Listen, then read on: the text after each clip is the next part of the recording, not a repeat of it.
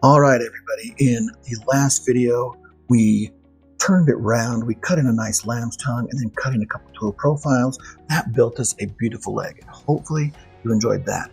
And what we're going to do now is go on to spindle option number 2. And look at that one. It's actually pretty cool. Here, we're just going to add an 1.5" rope molding bit, and adding one more tool to those 3 that we've already used is going to now give us an entirely new look for our spindle. So let's add one more tool path and go out and make some more sawdust. Here we are here in CCAM Pro. This is again the first spindle here. To add to a tool path, all we have to do is click on Manage Tool Path. We're going to go up into here. We're going to go to Spiral. We're going to go right here to the rope twist. We'll hit Add. Okay. And close. Now we'll notice it just comes down here on the bottom. It's red again because we haven't done anything with it yet. So let's go ahead, double click on it and go to work. We're going to select our tool, and in this tool here, we're going to use the rope molding bit, and it's the 1.5" rope molding. Let's go find rope twist right here, 1.5" diameter, that's 7582. Let's go ahead and click on select. Now this is really cool here. We're just going to add bit number 4. Okay, assign a new tool number. Start position. Now this is where it gets kind of tricky. Let's go back and look at our part here.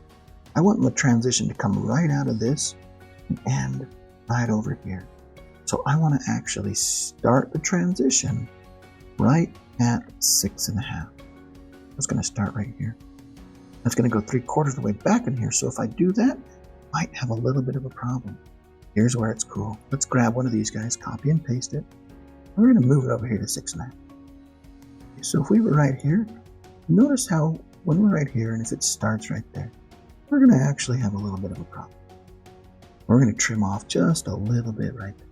But if I move it over a little bit, I still get a really nice transition if I start over here some. So that's what I'm going to do. I'm going to start it over here an extra 1/4 inch over, so I'm not hitting anything over there. So we're going to start it. And as long as we're right here where the bit is still up above, we're going to be just fine. Let's pull this over and take a look at where we're going to end up. We're going to end up right here at 6.75 inches, right there. Notice how we're in a perfect position. We can still get a nice transition, and we don't cut anything off up on our lamb's tongue. Perfect transition. So we're going to start at 6 3/4 and end at 29 1/4. Let's go ahead and do that. Okay, so here, start position, 6.75.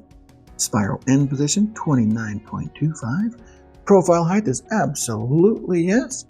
And we're going to decide to make our spirals. In this one's case, I went up to the right, so I'm just going to go right. If I wanted to go both, I could make a diamond pattern in here by simply just spiraling to the right and then spiraling again to the left. All right, with that all done, our section diameter we need to put in here at 1.6875 and finish and save. Simple as that. When we generate our code, now ready to go. All right, there we go. There's our starts. Everything looks wonderful. Now, one thing I noticed here, we need to go back and fix, is it actually says, where do I want to go here? 1, 2, 3. It's number of starts 3, and I only want 2. Let's change that to 2. Finish and save that again. Now let's generate our code one more time. You'll notice down here, you only have 2 rotations. Here's an A180 between the 2 of them.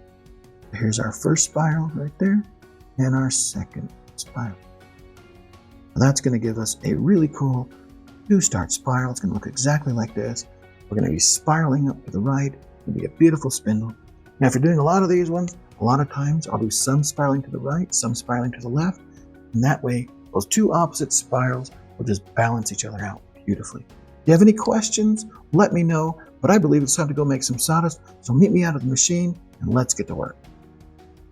All right, we're in the shop again. We've got our original part here, and we're going to go ahead and add that rope molding to it. It should end up looking exactly like this. Let's go to work.